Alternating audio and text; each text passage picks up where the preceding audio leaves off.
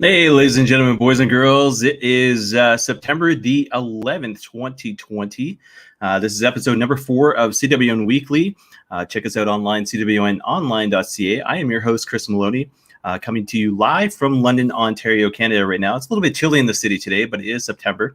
So a lot of big news happening, especially coming out of the pay-per-view this past Saturday, but a lot more news than that. I mean, it seems like I go into the day of the show, and sure enough, I'm starting to look back at the past week, and it's like, holy moly, it's like a lot of stuff has taken place, you know? So anyways, guys, if you're listening to us, thank you very much. If you're watching me live, check out the comments and stuff like that. Let me know what you're thinking. Give me some feedback as far as what's going on, as far as what I'm saying, what you thought of the week in wrestling and this and that. But like I said, episode number 4. And as you saw in the opening graphic there, some sad news once again. So Barry Scott passed away yesterday at the age of 65. It was announced by Impact Wrestling. He was basically the voice of TNA wrestling back in the day. And if you want to know who the guy was, basically go on to Impact Wrestling, their Twitter feed. You can see all the pay-per-views that he had narrated, that he was the opener for. He made you get excited about the pay-per-views. He made you get excited about the matches that were going to take place. And he was even part of Impact Wrestling I think it was like last year or the year before, he had done an entrance or a promo for Moose. So he had remained relevant. But you're talking back in the days of AJ Styles, Kurt Angle, Sting, who am I missing? Samoa Joe, Christopher Daniels, of course, guys like that. But he was the narrator for the intros for Impact Wrestling, for TNA Wrestling. So he was the guy who used to get you excited for it. So I'm just going to read you this. So basically, we are deeply saddened to learn of the passing of Barry Scott. For years, Barry was the iconic voice of TNA Wrestling, lending us gravitas and credibility. He will be dearly missed. So you can check that at impactwrestling.com. I don't think they released any further information as far as what happened goes, but like I said, that was released yesterday. So definitely check that out at impactwrestling.com. So that was some sad news there. Some other sad news in the world of pro wrestling, so to speak, was this, and it was basically Gerald Brisco told him he was no longer needed by Vince McMahon and the WWE. Here's a guy who had been around the WWE since the 1980s. Obviously, he was very talented in his own right. Tag team partner with his brother Jack. Sorry. He tag team championship and everything else, and all of a sudden he moves on to basically the Attitude Era, where most of us know him from. He was one of the 2 henchmen, sidekicks of Vince McMahon. So one of them being Pat Patterson, Canadian, of course, and then the other one being Gerald Brisco. And that was way back in the late 90s. So we're talking 97, 98, so to speak. Here we go 22 years later, and Vince McMahon had furloughed him back in April. And, just basically, hey, here's a layoff without pay. We might end up bringing you back. Then he announces on Twitter yesterday that he's no longer needed by the WWE. It's interesting because of the fact, excuse me, he had been around so long.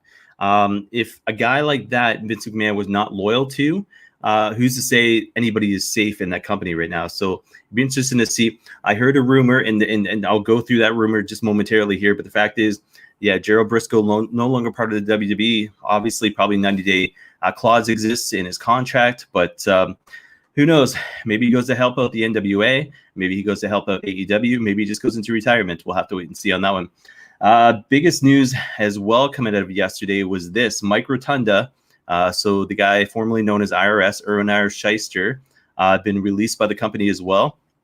He had been there for 14 years. The biggest part about him is of who he's related to currently as far as the WWE goes. Bo Dallas being one of them. He is the father of Bo Dallas, but he is also the father of the former Universal Champion, and that being Bray Wyatt. So Mike Rotunda is, a father of the Fiend, and he ends up getting released yesterday. 14 years of service. He is gone. So that was another name. Another name as well was Sarah Stock. She is Canadian. She's from Winnipeg, Manitoba. She went to the university out there in Manitoba. Huge mainstay down in the Maritimes. Huge mainstay down in Mexico. Was a big part of Impact Wrestling, TNA Wrestling. I believe she teamed with Taylor Wilde, who's also Canadian. So, she's been released as well. One of probably the most underrated talents in the world. If you go on to YouTube, look for a fella called New Scott. He's a huge advocate of hers, calling her one of the best in the world. And, she's somebody I've known about for probably 15 years now, as far as the independent scene goes and being Canadian. So yeah, she's been released as well. The rumor that I was talking about has it as this. So basically, it sounds like 60 to 70 wrestlers' talent have been released by the WWE at this point. A lot of the names not coming out yet. I think there was a writer, somebody for creative, who announced today. I believe his name is Anthony. I think he announced on Twitter today. So there's one. Gerald Brisco being another. Sarah Scott, Sarah Stock being another one. Mike Rotunda being another one. So fact is, when it comes down to it, you're looking at another probably 56 to 66 more names that have been released. So originally they had furloughed a lot of people, but now all of a sudden we're coming down to release talk. So yeah, those are 4 people that have been released. Some good news here is the birthdays being celebrated in the upcoming week. So on the 13th, which is Sunday, we're looking at the birthday of Angelina Love. She was born in 1981, so she's going on 39 years old. So happy birthday, Angelina Love there, former ROH Women's Champion. We've also got anniversaries taking place. So today, Mike Muckinsing Shaw passed away in 2010. I'm familiar with him because I grew up in the Maritimes. Growing up in the Maritimes, I had the luxury, so to speak, of watching not necessarily WWE, but I had the luxury of watching Atlantic Grand Prix Wrestling, which was basically the WWE to me. They also had Stampede Wrestling.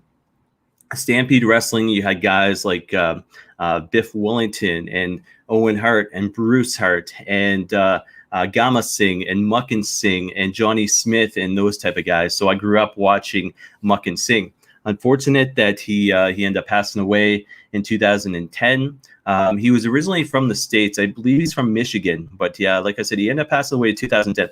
A lot of wrestling fans will know him as Bastion Booger. They'll also know him as Norman the Lunatic. So I had the privilege, the honor of meeting him twice.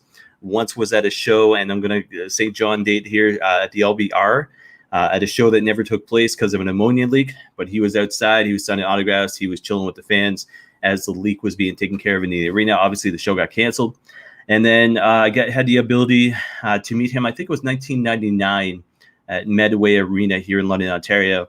And he was the Bastion Booger character. But the picture, the promo pic that I got signed by him was of Muckin Singh because it was what he meant to me. So, yeah, thoughts and prayers. Muckin Singh passed away, like I said, 2010, so 10 years ago today. Another big point of news was today as well. Klondike Wrestling made their debut in Edmonton, Alberta in 1948.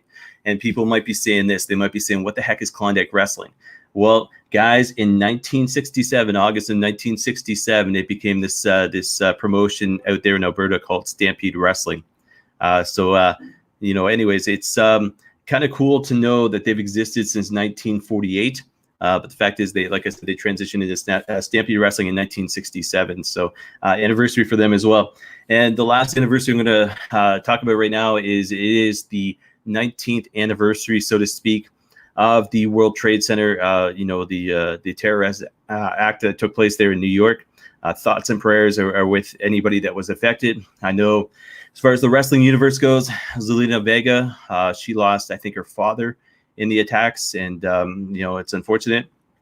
But yeah, 19 years later, it's still remembered. And I'll never forget Vince McMahon cutting that promo on, SmackDown there. I think The Rock was part of it as well. But the fact is, yeah, it comes down to... it's 19 years later, it's still a big deal, still being, remembered by wrestling fans all over the world. So, 9/11 attacks 19 years ago today as well. Guys, we're going to get some news. So I think it was last show, I think episode number 3, I was talking about Casey Michael, who was the founder and owner of Squared Circle Sirens. Well, what had happened is he ended up passing away at the age of 26. A lot of issues with regards to health and stuff like that have been going on for years. And unfortunately, he ended up passing away at the age of 26. The biggest news about this, why I'm bringing it up, is they created a fundraiser for him. And that was on GoFundMe. Well, they were only looking to raise $2,500 for funeral costs, as well as to help out the family, everything else. Well, they blew that away. So the $2,500 that they were looking for, they ended up raising $8,528 in total. So more than triple the amount that they were trying to achieve. So congratulations. I mean, to the fundraisers. It was, I believe, Lindsay Bacon and Jose Gonzalez, and there was one more as well, which I'm not sure of the name. But thoughts and prayers are with the family and the friends. But good for them raising $8,500 for the family to give Casey Michael a good, funeral, so to speak. But 26 years old. It's absolutely insane to think about, him losing his life that early. But a lot of dedication, a lot of prayers that have come out, post after he passed away. From superstars all over the world, from WWE to Impact Wrestling. So, thoughts and prayers still this week with Casey Michael. Other news, Brian Pillman Jr. returns. That was announced by MLW. So he is heading back to MLW for the restart. That will launch next week. I'll get further into it momentarily here. Akam and Rizar released. So AOP has been released by the WWE. The weird thing about this was the fact that WWE.com did their thing. They said, best of luck in your future endeavors, but they didn't put the real names to them. It was Akam and Rezar. It wasn't their real names. I believe it's Akam is actually Canadian.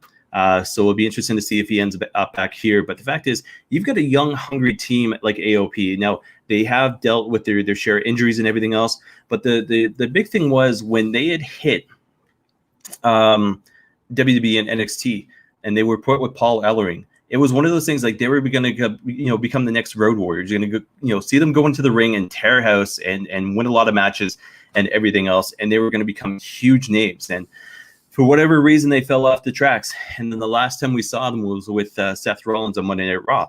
And next thing you know, I think it was Rezar had got injured, and now we haven't seen them since, and now they get released. So be interesting to see if they end up in Impact Wrestling or over there in New Japan, which I think they'd be huge over. AEW, of course, or Ring of Honor, whatever the case may be. But I think there is a lot of future potential with those guys. I hope they stay together. We'll have to wait and see on that. Another big part of news that had happened this week, and this was just the headline: Vince McMahon, WWE give talents 30 days to end third-party deals. That was released on the 4th, so the Saturday, so the day after I released episode number 3.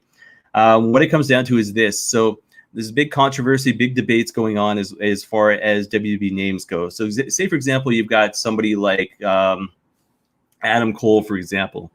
That is not his real name. That is not who he is. But if he goes to an autograph show for the WWE, he's signed in every single picture as Adam Cole. He gets released by the WWE. He's not necessarily going to be signing the name Adam Cole unless he has trademarked and owned that name. So what does he do? And I'll tell you this, I'll go further into the story.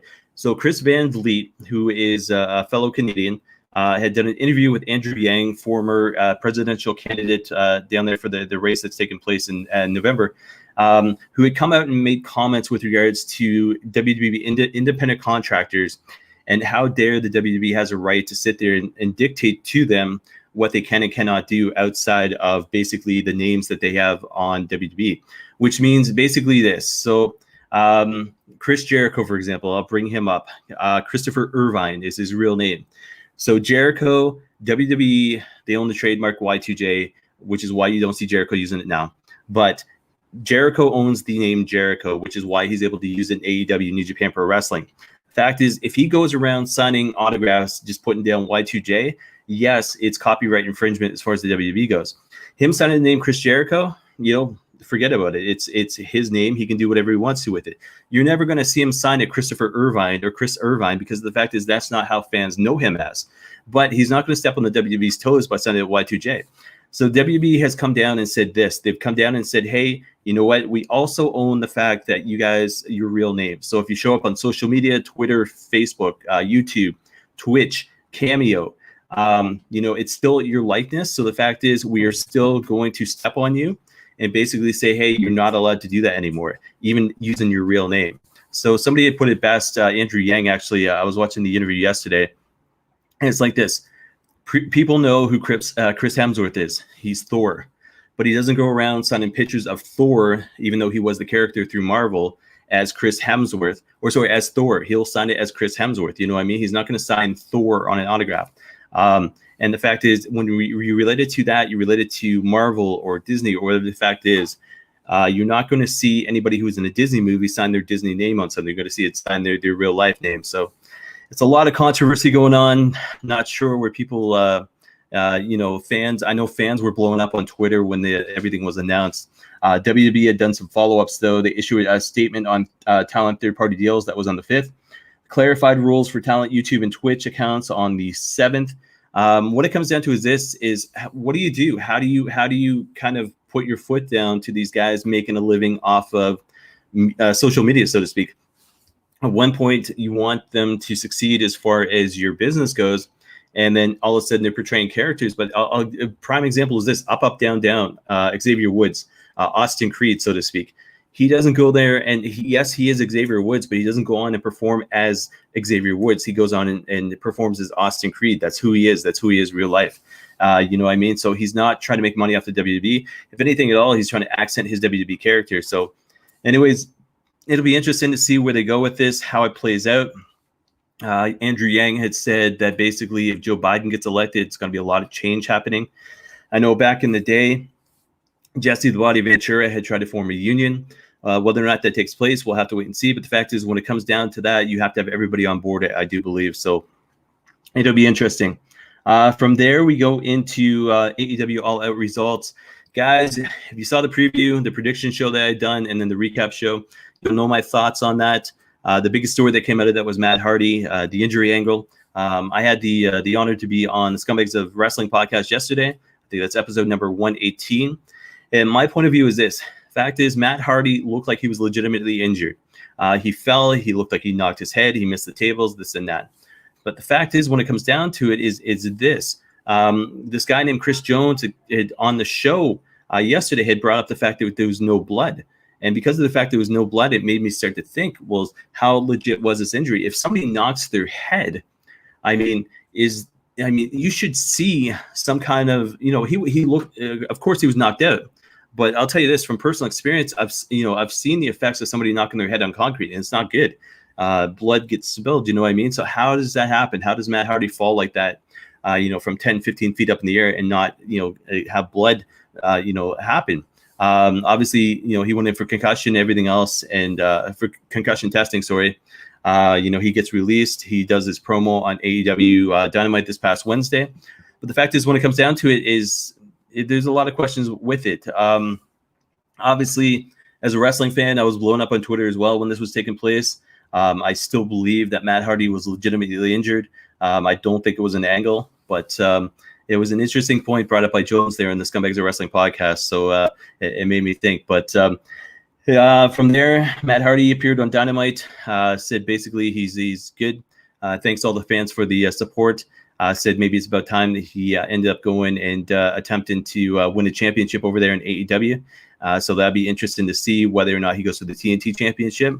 I think he fit right in with the Brody Lee angle that's taking place over there, especially considering the fact he was supposed to be the exalted one, or whether he goes over the world championship, and that's Moxley, but again, it's WWE characters. So I'd like to see somebody new as far as the AEW championship goes.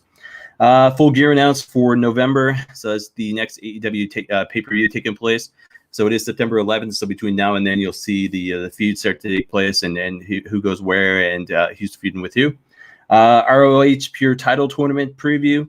So that's taking place this coming weekend. I know Fight launches it. I know here in Canada, we have the Fight Network, which we'll get to see, I guess, on Tuesday of next week, just following Impact Wrestling here on Fight Network.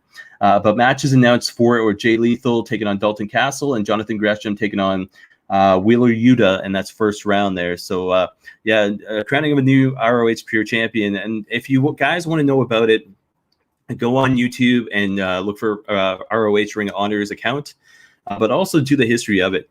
A lot of guys that were Pure Champion, like Daniel Bryan, the American Dragon, Daniel Bryanson, and then I don't know if I pronounced that right. The American Dragon, Bryan Danielson. I got it mixed up. But anyways, go online, look for it. It's a good, solid old school wrestling that takes place. Samoa Joe is part of that as well, so definitely check that out. From there, Josh Alexander announced as the first name for Josh Barnett's Bloodsport. That was on the 7th. So good old Canadian representation there. Redemption, Nick Aldis versus Mike Bennett. So you're back to seeing the NWA do their Tuesday shows at 6 p.m. on YouTube. This one featured this past Tuesday was Mike Bennett and Nick Aldis and the 10 pounds of gold number 62. When it comes down to it is this. There is a pay-per-view coming up. I believe it is. I'm just going to double check this here. Yeah, I think it's next Wednesday, I believe is the date for it. But yeah, that'll be the pay-per-view. It's through United Wrestling Network Primetime Live, episode number 1. Oh yeah, it's right here. 9 p.m. September 15th on Fight. I'm just going to read my notes. So yeah, that'll be Aldis versus Bennett. And then you'll see it continuously go week by week by week. So episode 2, 3, 4. Every, I believe it's Wednesday night. Every Wednesday night at 9 p.m. on Fight. So definitely check that out. Vampiro did an interview with regards to his new documentary that's out. You can check that out on Post Wrestling. It's Vampiro and Michael Pasts, I want to say, discussed new documentary Triple Mania being postponed, Pentagon Jr. and more. So that was released on the 8th of September. AEW announces the signing of Tay Conte. That was the 9th, so 2 days ago. Also announced the signing of Miro, and I'll get more into that just momentarily here. So that was on the 9th as well. Buffalo Brothers invade All Elite Wrestling. And I'm going to bring up the article that I wrote for the website here. And that, like I said, is cwnonline.ca. So this was this. So I knew about Puff showing up because I marked out for it when I saw him. I was like, holy crap, Puff's on actually national television for AEW down there in Florida. So I put earlier tonight on AEW Dynamite during Kip Sabian's promo, Puff of the Buffalo Brothers made his All Elite Wrestling debut by mistakenly revealing himself as the best man. If that wasn't great enough news for the Buffalo Brothers, CWN has learned that Kevin Blackwood and Red Death Daniel Garcia also made their AEW debuts tonight. Blackwood and Garcia teamed to face the Butcher and the Blade for episode number 52 of AEW Dark, which will premiere next Tuesday, September the 15th. So the 15th is a Tuesday, by the way, 2020 at 7 p.m. on YouTube. So that is the next edition of AEW Dark. But pretty cool because of this. So Braxton Sutter Pepper Park, so to speak, trained these guys in Buffalo. Now he's taken 3 of the Buffalo brothers down there to Florida with him. The only one missing was the remix of professional wrestling Kevin Bennett, but Puff made the appearance. Garcia and Blackwood end up wrestling. A lot of huge talent as far as those 4 members go. With regards to the Buffalo brothers, sentimental spot for them because of the fact of the accident that they did have back about 2 years ago almost. They are a staple here in Ontario Independent Wrestling, as well as Canadian Independent Wrestling. They were at a show for FLQ, so I don't believe I can remember what FLQ stands for, but FLQ Wrestling in Montreal. It was a horrible story. Again, GoFundMe had raised, I think, almost $30,000 or just above $30,000 for them. So it was absolutely amazing. And now 2 years later, they're wrestling for AEW, Daniel Garcia and Kevin Blackwood. Hopefully they get the chance to shine. I'm looking forward to seeing that on Tuesday. Hopefully they have done enough to basically impress the brass down in Florida. So we'll have to wait and see on that. And Puff is just a character. Just a nice guy, you see at the shows and stuff like that, loves wrestling. So congrats to them for getting the exposure on AEW, on this past Wednesday as well as next Tuesday. Big news as well, MLW. So Major League Wrestling is moving to Wednesday nights. So I'm going to see if I can bring up the article here. Just give me one sec. Yeah, here we go. I'm actually prepared tonight. So Major League Wrestling will air on Fubo Sports. I think it's Fubo Sports Network, 7 p.m. with replays at 10 p.m. It goes on to say, Major League Wrestling is moving nights starting next week. Fans can tune in to Fubo Sports Network Wednesday nights at 7 p.m. to watch the latest Major League action with a replay at 10 p.m. Moving to a weeknight and in prime time was one of our goals with the restart, said Court Bauer, MLW CEO and founder. Fubo Sports offers us 2 great windows to catch the realest wrestling in the sport while placing us on over 75 million screens. So that's absolutely cool. So I looked into it. It looks like it's probably about $16 to subscribe to Fubo on a monthly basis, but there are other channels you get with it. So if you download the app on the iPhone, I think Google, what they call it, Android phones will have it as well, but I definitely know it's on the iPhone. But yeah, it's about $16, $17 a month for the subscription. So you can also watch it for free though. Still on, was it Saturday night, 6:05 p.m. on YouTube, as well as 10 p.m. on BN Sports. So if you have, obviously people have YouTube, but you have BN Sports, you'll be able to watch them there as well. Here's a quick little side note about MLW, Major League Wrestling. I'm trying to get back into them, but right here, guys, this is what's called a CD, okay? And if you look at the very bottom there, it's called VCD, which stands for Video CD, basically. So I could take this, plug it into a DVD player, as long as it had CD capabilities, and be able to watch it like it's a TV show. So as you can look right there, Truly, by the way, was a Zeller's brand. Zeller's does not exist anymore, so it tells you my age. But there we go. So MLW Underground TV, September 29th, 2003. So that is a little bit piece of history there. So back in 2003, when I couldn't see anything live on TV because it didn't really exist, it was online, but it was down the States, I did what I had to try to find it, and I ended up finding some good stuff there. I'll show you another gem in a couple minutes here, but yeah, I've been following MLW, Major League Wrestling, for the better part of 17 years. Obviously they went on a huge hiatus, and then all of a sudden they come back, and Court Bauer is still behind it. But the fact is, when it comes down to it, there's a lot of passion, and you can see it with regards to the talent and everything else. You can see a lot of passion with regards to Court Bauer himself. But it was one of my honors to be able to interview Steve Corino back in, I think it was 2006, knowing everything he had done with ECW and then MLW as well. So again, Major League Wrestling, I love the fact that they're growing right now. I love the fact that they're on national television, and they're still continuously to grow. And Court Bauer is the powerhouse behind it. So props to him, and I can't wait to see Major League Wrestling a year from now to see what they've produced and everything else. Talked about Andrew Yang already. NXT UK Heritage Cup to be champion, to be crowned in an 8-man tournament. That was announced on the 10th. The cool thing about that was apparently there's 8 guys in the tournament, and whoever wins that cup wins that championship, so to speak, will be able to defend it. Much the same way the King of Pro Wrestling 2020, Toru Yano, can do it for New Japan Pro Wrestling. So a little bit of a different take on the tournament there, but the cup isn't just going to be a cup that you win. It's going to be a cup that you can defend as well. So NXT UK Heritage Cup, and again, NXT UK is coming back next Thursday. I think there's a couple matches there on that show. So yeah, it's great to see wrestling coming back as a whole. What else we got? So new junior tag team champions crowned in Cork and Hall. So the fact is, what it comes down to is they had a tournament because Sho and Yo, Roppongi 3K, could no longer compete because of the fact that Sho, I believe, might have been Yo. I think it was Yo, had an injury, couldn't compete through the end of the year, so they didn't want to discredit the championship, so they end up forfeiting the championships. 4-team tournament existed, and then basically we crowned new champions today, early this morning. And I'm going to see if I have this article. I'm going to see if I can keep going. Oh, yep. There we go. I am prepared. So, new junior tag team champions crowned at Korakuen. So, after a mere 48 hours after the meet in Sendai and the IWGP Junior Heavyweight Tag Team Championship League, Yoshinobu Kanemaru and El Desperado took on Hiromu Takahashi and Bushi in a rematch, this time with the titles on the line. So, long story short, Desperado as well as Kanemaru end up winning the title. So we get new IWGP Junior Tag Team Champions as of this morning. A lot of New Japan news I'm going to talk about just a couple minutes here.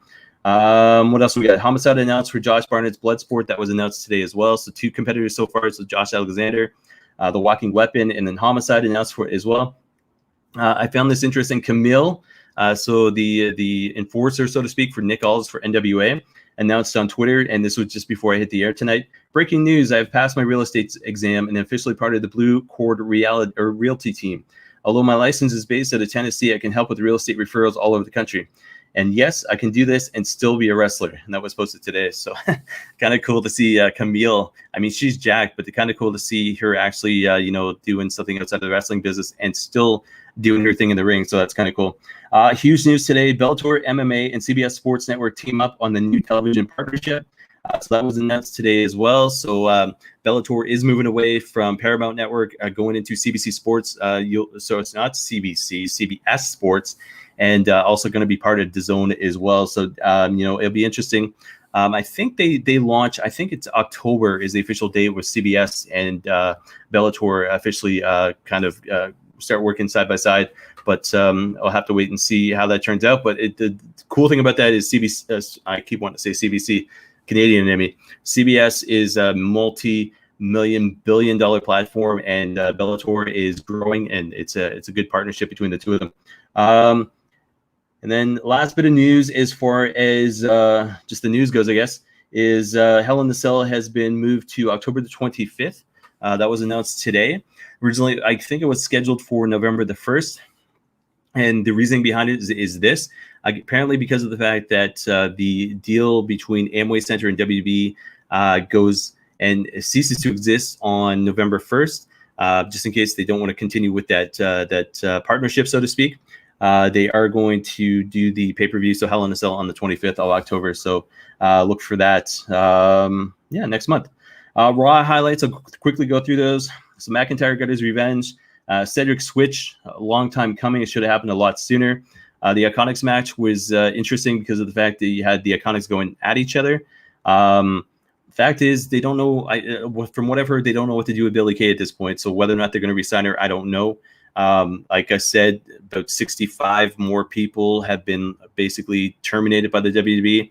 Names haven't been announced yet, but maybe she's one of them. Maybe she's not. We'll have to wait and see on that. But it was an emotional match. What else we got? Cesaronakamura showed up on Raw to basically challenge the Raw Tag Team Champions, the Street Profits. So that'll be a match that takes place next week on Raw. Hopefully they do something for the pay-per-view, maybe championship for championship. That would be kind of cool. Ivar, excuse me, suffered an injury. It didn't look as bad as it seemed until you started watching the replays, but they had sent him to the hospital, not a local medical facility, by the way. They actually used the word hospital on WWE.com, and he basically is going to make a full recovery. Kevin Owens got into it with Aleister Black in the Raw Underground, and then Dabba-Kato got involved as well. So Owens is looking for retribution, so to speak, against Dabba-Kato. When I say the word retribution, I'm going to say this. They cut their first promo on Raw, 5 of them backstage, all darkened lights. If you go and look and you take that picture and you can go on the CWN Facebook group and you can see what I've done with the photo. I've kind of enhanced it a little bit. I think I've come down to 4 of the 5 who they are, but I can't figure out that 5th member. So who I've got is this, and you can debate me if you want to. Feedback at cwnonline.ca or Chris at cwnonline.ca. You can let me know your thoughts. But who I've got in this is Donovan Dijakovic. Somebody had said Mercedes Martinez. But the fact is, when you look at it, Mercedes Martinez and Mia Yim are the exact same height. And when you look at the picture, you can definitely tell who Mia Yim is because of the eyes. So the fact is that would make Mercedes Martinez about 5'2" in this picture, so to speak, unless she was crouching, because they're both listed as 5'7". So if you take that into account, I can't see it being Mercedes Martinez. So who else was it? So I start going through the roster. The one person I think I figured out is Caden Carter. So if I would say that, I would say this. I would say Dijakovic, Caden Carter, Mia Yim. I think one of the guys is Mojo Rawley. And then that 5th member, that 3rd guy, I cannot figure out for the life of me. But I think by Clash of Champions, I think we'll see who they are. A lot of talk. There is Mercedes Martinez as part of it, but I think when I was looking and when I saw the photo and I saw it enhanced, just highlighted, so to speak, it looks to me like it's Caden Carter. So we'll have to wait and see who it is. So guys, your thoughts, feedback at cwnonline.ca. Let me know. Mysterio's Detroit Murphy was part of that as well. So that was kind of comical to see, because you even had his Rey Mysterio's wife, Angie, taking part and blasting the crap out of Murphy with kendo stick. And it's like, picture this, if you haven't seen it, all 4 Mysterios basically with kendo sticks just beating the hell out of Murphy as he's tied up in the ropes. So that was Raw. Impact highlights: Motor City Machine Guns defeats the Rascals. Eric Young's defeats Streamer. Rich Swann returned as well. NXT highlights: Balor wins the NXT title. As you can see, Balor Club behind me. It's a mug. There's the little demon figure as well. So good for him. It was a great match between him and Adam Cole. It was wrestling's gotten a lot smaller as far as the performers go, but the fact is, when you watch a match like that, it's like, holy crap, like, give me that for the rest of my life. because they know how to work in the ring and draw you in as well. But hell of a match. Post-match, Adam Cole shook Finn Balor's hand, backstage, congratulating him, saying he was the better man, as Triple H was congratulating Finn Balor. But I think Finn Balor's a good fit down there in NXT. What else do we have here? Kushida returned. He beat the heck of the Velveteen Dream, which was nice. And then Rhea Ripley defeated Mercedes Martinez in a steel cage. And there's an iconic shot that's on WWE.com. It's basically Ripley, basically a lot of emotion in her face. Mercedes Martinez laying down in the ring, and then basically Robert Stone hanging from the top, just in the corner over top of the cage. And that basically sums up the whole entire match right there. AEW highlights: Chris Jericho, MJF opening, which was kind of funny because the fact is they were like sitting there being best buds, and next thing you know, they walk away from each other, calling each other losers. Penta and Phoenix, there was friction between the two of those guys. Eddie Kingston obviously comes for the save. Eddie Kingston's great on the mic. I got to see him last summer in Toronto. He's absolutely phenomenal, but good for him for being part of AEW and sticking with them. Then we go to the Hardy promo, which was nice. It seemed legit. Like I said, Hardy's going to end up challenging for one of those two championships in AEW. Then we got the Kip Sabian promo, so to speak. He's going to announce the best man, and who comes out puff dancing away on stage. That was kind of cool, as an Ontario independent wrestling fan. Then it switches over to Brian Pillman Jr., which was apparently his birthday. He got basically rejected by Kip Sabian as well. And then Miro makes his debut. Pretty much slams WB on the mic, but he looks like he's happy over there at AEW. So we'll have to wait and see where he goes from here. Probably much the same as MJF and Wardlow. We get the guy kind of the bodyguard. You got Kip Sabian, who's the mouthpiece, but you got kind of Miro, who's going to be behind him now. So it's great to see. Hopefully Miro's happy being there. It's interesting as well because of the fact you got Lana still over in WWE. I think she's a long-term contract over there. I can't see her being released, or maybe she will be released. But good for Miro, and it was good to see him on TV. Completely different personality, having a little more fun on the mic. But the fact is, huge potential for him in AEW. Go from there. MJF and Wardlow had some friction. MJF fires his cabinet. Wardlow kind of steps up to him. So it's it's coming eventually, but it's just a matter of time before it actually does happen.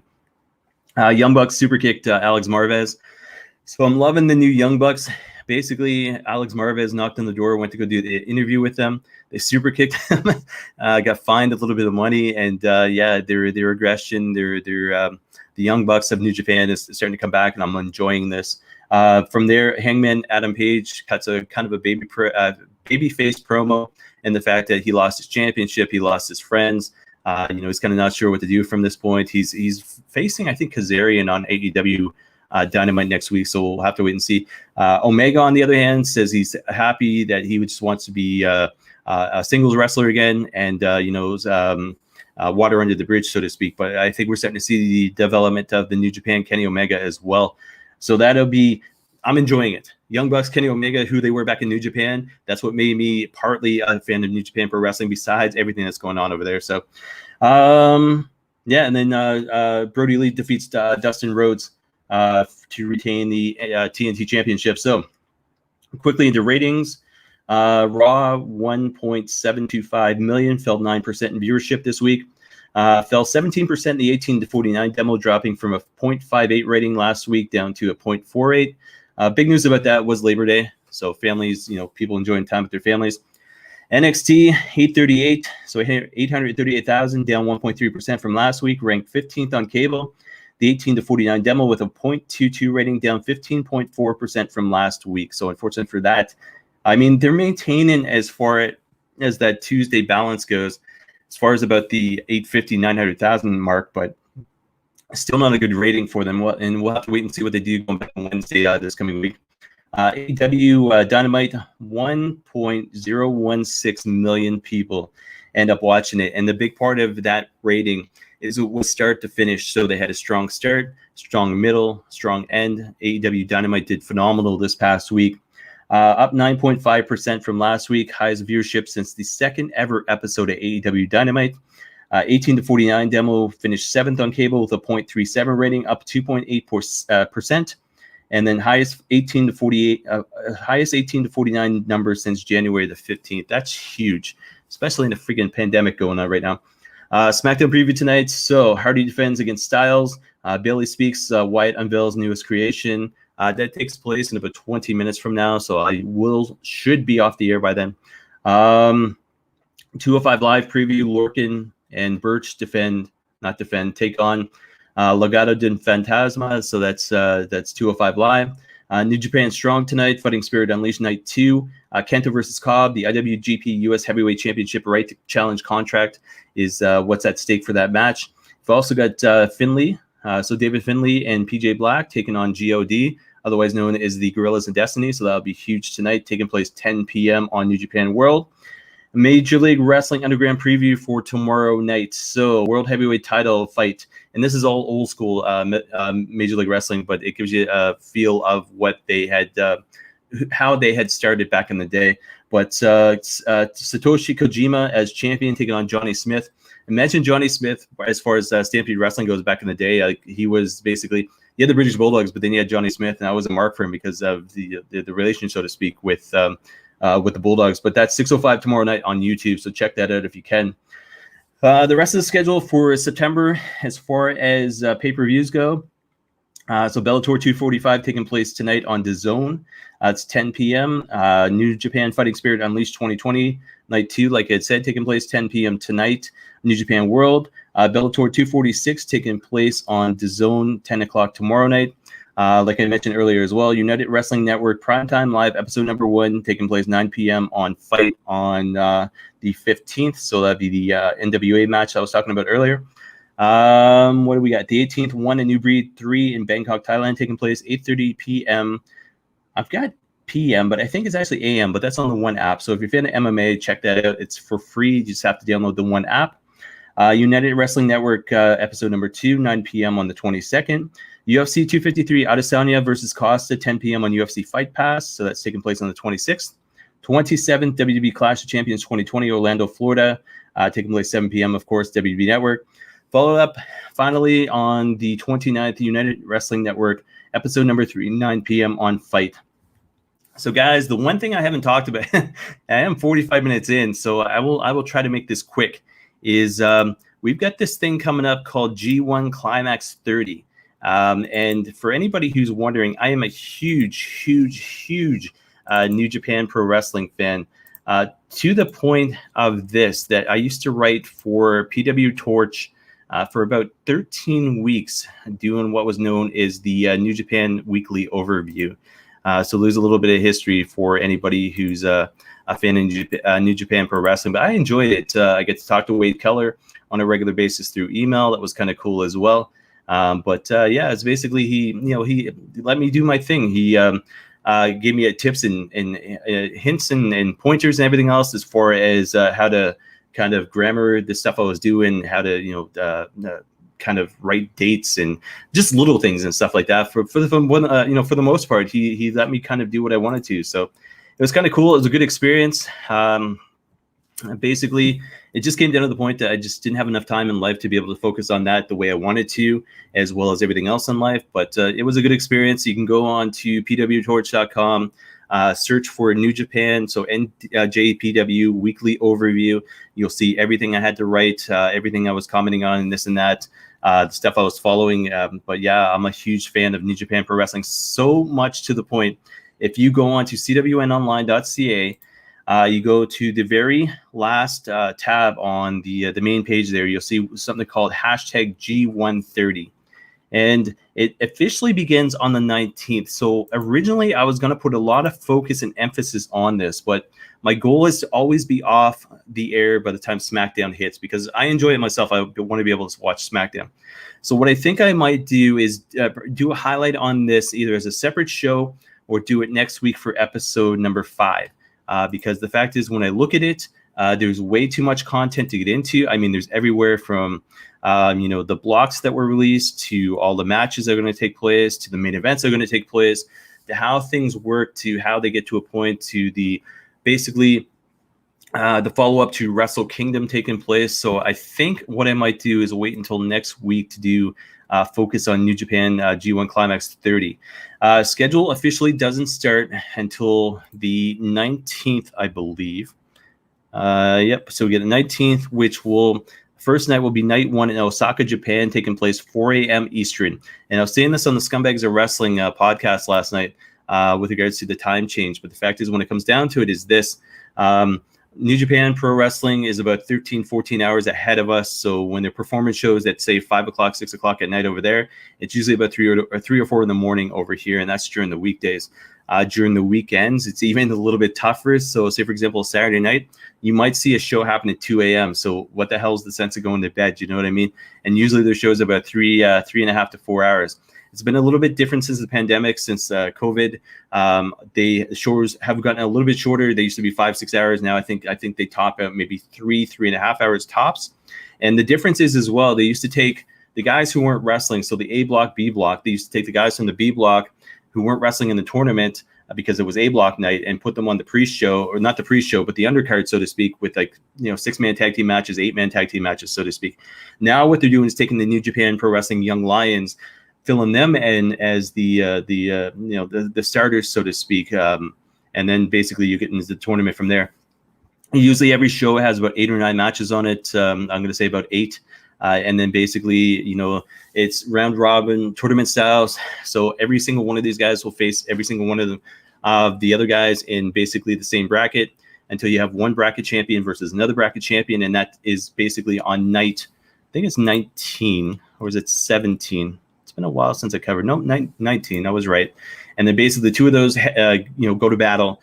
And then basically from there, you have that winner holding the briefcase, much the same as WWE Money in the Bank. And then basically from there, he will challenge the champion at Wrestle Kingdom, whether it be night 1 or night 2. Last year was night 1. No, not last year. I think it was night 2.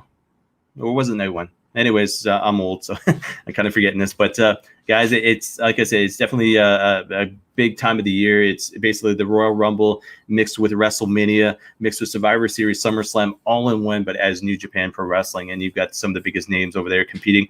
And the cool thing about it as well, and I'll leave it at this until next week, is the fact is you have the Americans, so the US-based competitors, being part of this tournament as well. Guys like we haven't seen in a while, like Kenta, and Zack Sabre Jr., as well as who am I forgetting? Will Ospreay, of course, being part of this tournament. So it's definitely a big deal. So I will touch base on this and give it some time next week. But yeah, that is happening, and I am excited. MMA, UFC Vegas 9 was last week. Check out the results. You can go to CWNonline.ca to check that out.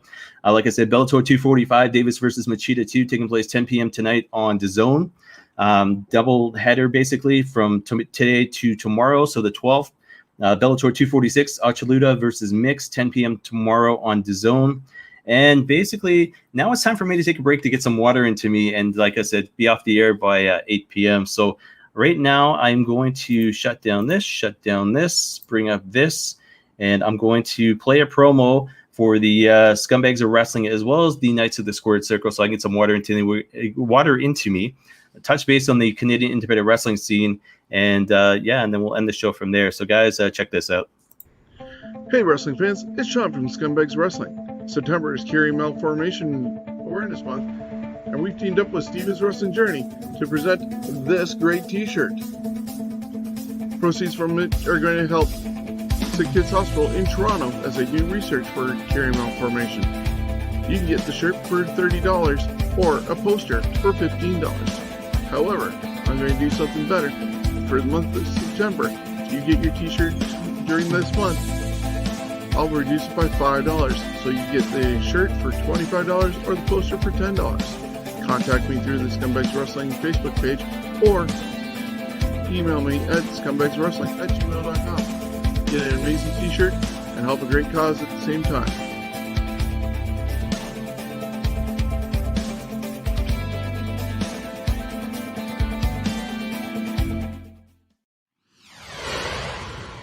Are you a pro wrestling fan? Do you want the latest info on shows and the stars that appear throughout Ontario? Are you looking for information and insight into the independent wrestling scene? Want interviews and information on the big leagues? Then you want Knights of the Squared Circle with Ryan Knight on Coyote 103. Ryan has his finger on the pulse of wrestling in Ontario on every level, and he brings that to you every Sunday at noon. Listen for your wrestling fix with Ryan Knight and Knights of the Squared Circle, Sunday at noon, only on Coyote 103. I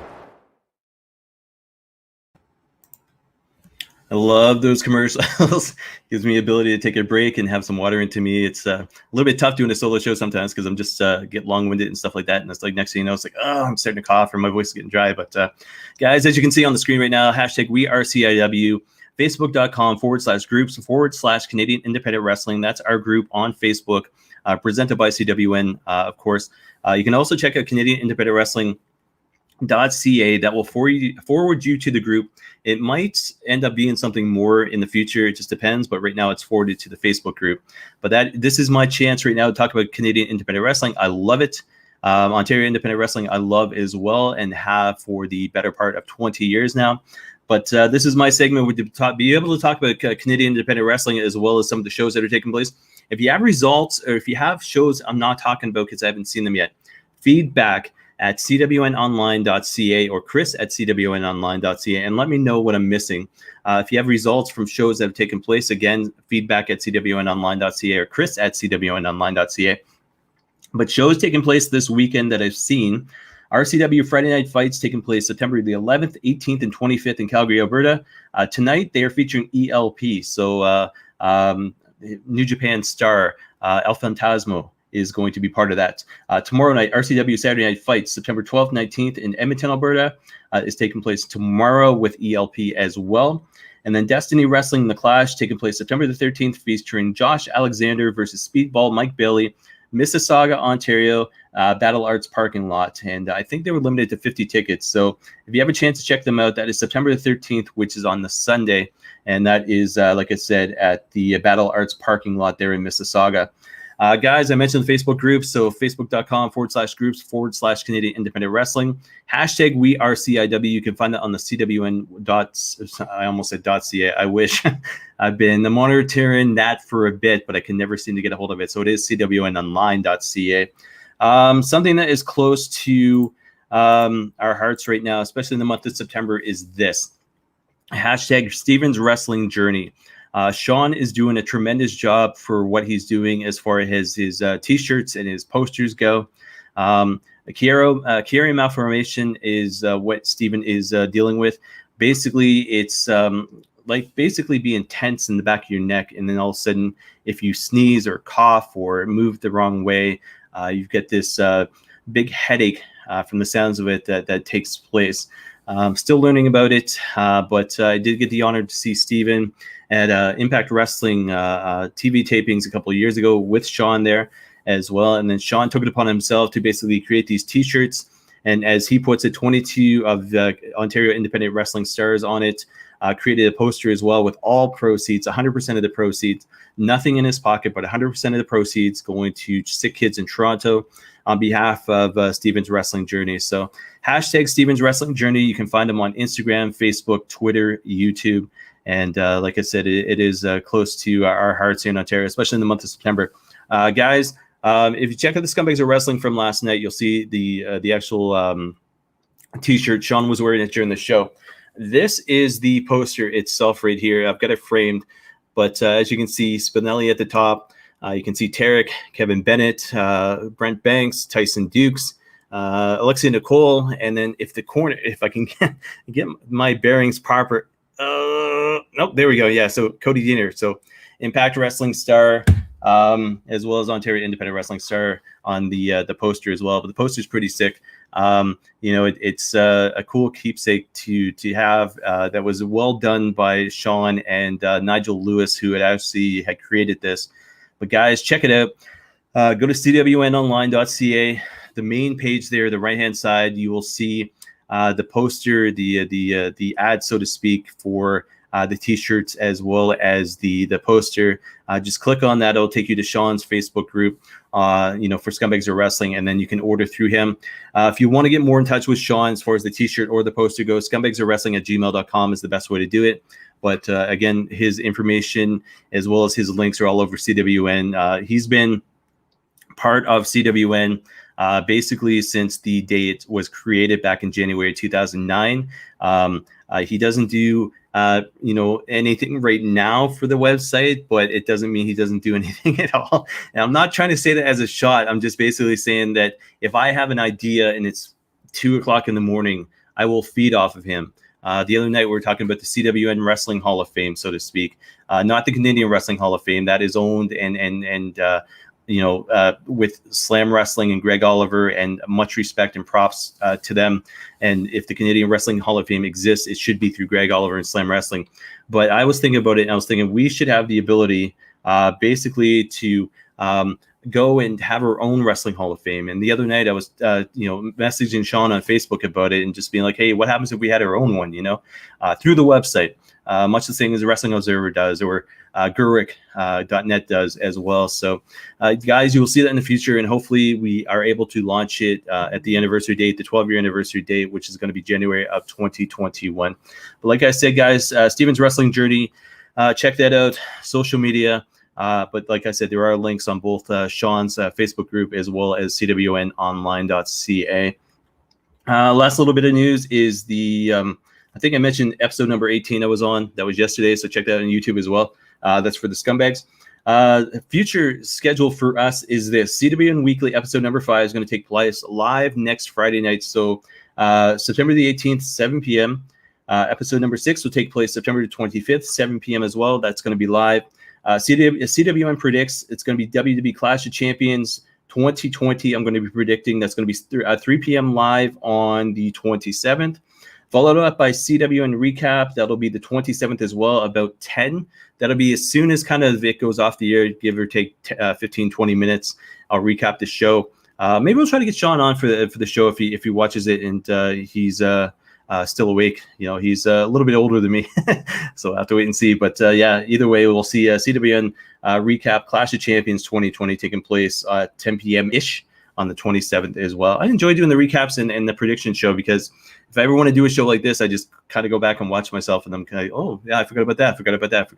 But guys, CWNonline.ca, check out our website, my website, feedback@cwnonline.ca. I'm going to bring that up here.